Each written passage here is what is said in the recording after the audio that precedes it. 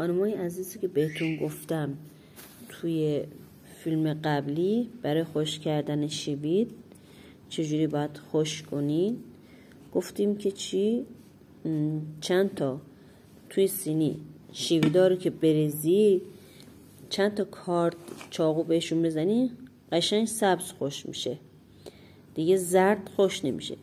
بعد بخوای چوبای شیویدا ازشون جدا کنی، میای چی کار میکنی؟ شیویدایی که خوش کردی رو میریزی توی یک سبد، توی یک صافی سبدی میریزی و اینجوری نرمشون میکنی به این شکل. وقتی که نرمشون کردی چی میشه؟ اینو از صافی ردش میکنی، اینجوری تکونش بدی، از صافی ردش کنی، خورده ها میریزه پایین به این شکل.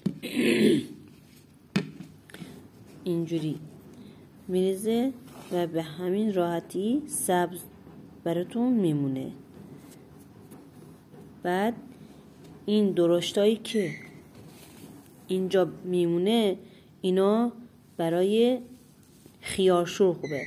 خیارشوری که خودتون میندازید از این چوبای شوید داخل آب خیارشور بریزید، طعم و عطر بسیار خوبی به خیارشورتون میده.